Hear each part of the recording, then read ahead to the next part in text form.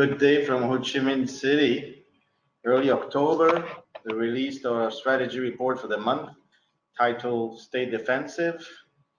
Basically, our view is that markets are going to probably stay quiet for the first month of the fourth quarter, which is October, obviously, but could be rallying in the last part of the year.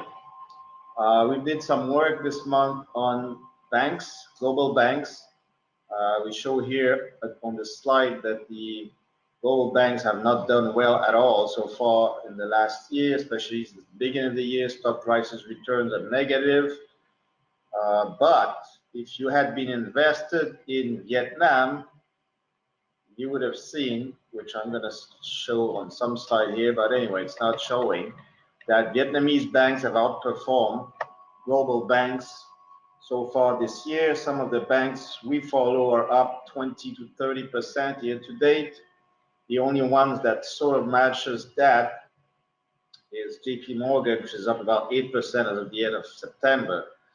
Now, the interesting part of this is because Vietnamese banks have done very well, but their valuations are fairly high in terms of PE or price to book value. So that just goes to show, and it's been documented over the years by various research, that valuation is not the driver of bank stocks. The driver for bank stocks is basically the fact that investors believe in management and the fact that the bank has the steady trajectory in terms of NIM and profit growth. So ASEAN markets have done well in the third quarter, especially Thailand, which is up 12.2% in dollar terms. Vietnam has done well. It's not on the chart here, but the Nikkei has done well, up 5.6%, which has been a support for the rest of the region. One of the reasons for that is the weakness in the yen. Obviously, that supports the equity markets over there, and that supports equity markets everywhere.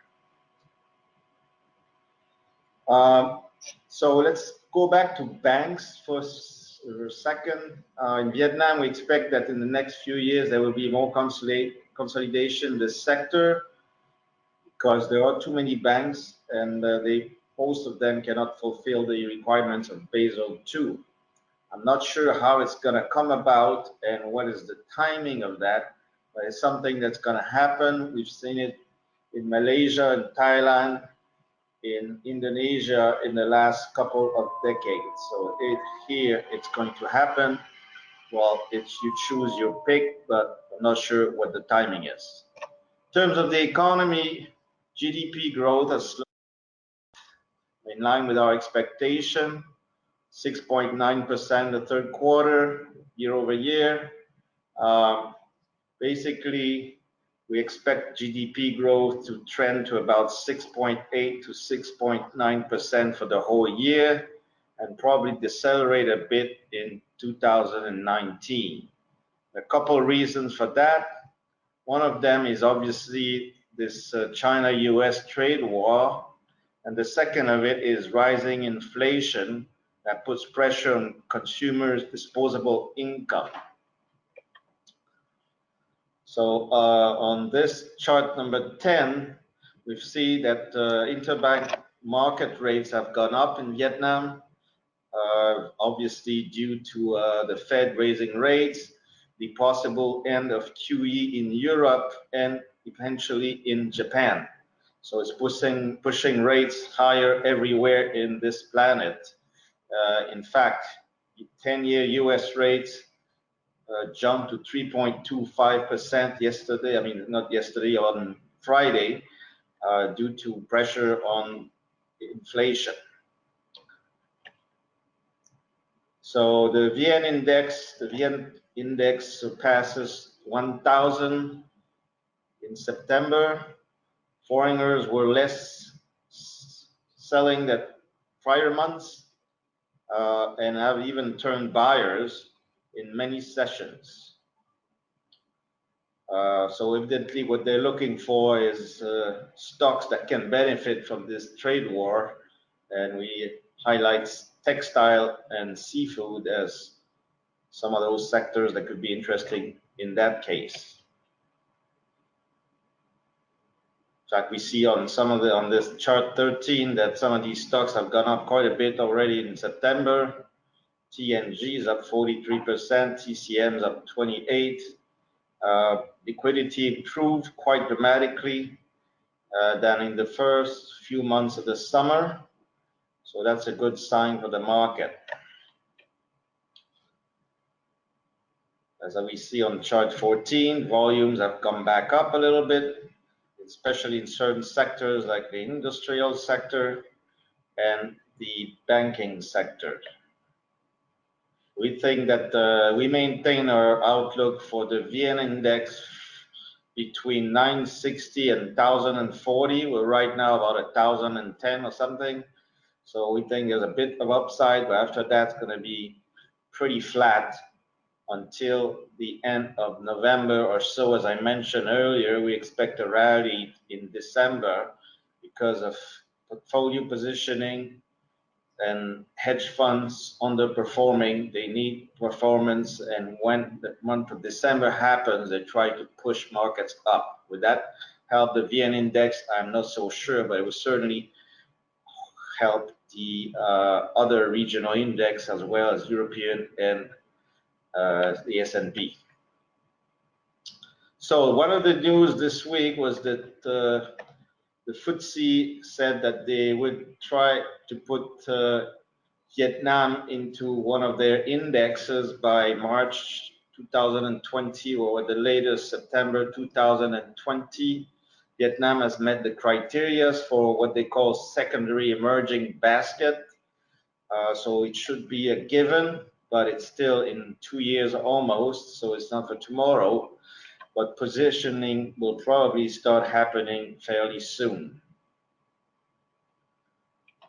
In terms of the market outlook, as I mentioned, one other thing that happened over the weekend or before the weekend was the agreement between Canada and the US for a new NAFTA agreement, which would change its name to, I think, US, Mexico, Canada, something like that, which is probably kind of bullish for Asia in general, because it eliminates the threat of a full war between China and the US. Because as I expect, China and the US will now be able to negotiate in a more calm manner.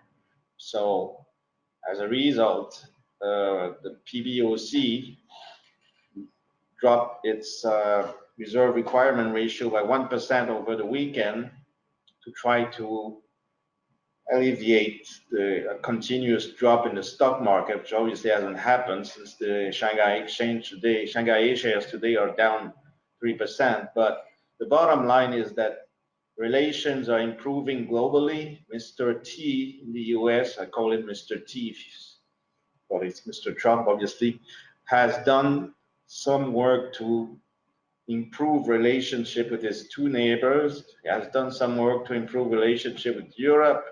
Has done some work to improve relationship with South Korea and now North Korea, because the Secretary of State is in North Korea today. And he probably, the next move will be after the midterm election to improve relations with China. As you may know, soybean exports from the US to China have dropped 11% month over month in August because China imposed tariff on soybean imports from the US. So some of these farmers in the Midwest of the US are Trump supporters, they're Republican supporters, they're not happy. So something has to be done to make them happy. The other thing we mentioned is that basically Treasury yields reached 3.2%. It's the highest level for a while, and it's a breakthrough from a 37-year sloping trend line. This is significant to us. That's why inflation and Treasury bond yields around the world are rising. So we mentioned about the FTSE watch list, and that's probably what is to watch for the next couple of months in Vietnam. On the currency side, the dong has stabilized along with other currencies except for the Indonesian rupiah and the Indian rupee are still weakening and are at their 20-year lowest level. But the Thai baht has appreciated, the Sing dollar has appreciated slightly, so the dong has not been much affected by weaknesses in Indonesia or India so far. Couple of ideas that we like in Vietnam: oil and gas stock. Oil prices have done well, as you know. Stock prices here that are related to that sector have done quite a bit in the last 2 months. But we still like PVD, PVS, PVB on a maybe midterm horizon, couple of months. What is the only negative on our point of view is the low jackup rig day rate, which are still decreasing compared to a few quarters ago. So for now, these companies are vulnerable to these rates, and they're vulnerable as well if Russia starts hiking its production of crude oil. We all know the Iran story, but to us, it's a story that's already priced in. And one other theme that we've developed this month as well is high dividend yield stocks. In an environment of rising interest rates, you want to own high dividend yield stocks. So we have a list here on slide 22. One of our top pick is SJD. Because of a particular condition, you can see a report on that from our analyst. And we have another couple of stocks that are listed on page 22. CVT is one of them to take a look at because of the growth stories and its investment in new high-end product lines. So basically, we stay defensive. That's why we recommend stocks that yield pretty good dividend. Our model portfolio is up on 11.7% since we put it together in late June 2018. The market is up 6.6%. We have reduced our position in Vinhome to 5% weighting because the stock had gone up by something like 62% over 3 months, less than 3 months. And we're looking at putting some of the cash that is at around 20% now back into the market in November or early December. This is basically our call for this month. If you have any question, let me know or call us. Bye. You want to ask a question, type in the box. So we still have a couple minutes for question and answer. So if you guys have any question, please type in the box below, and Mr. Bernard and all our analysts here can answer your question.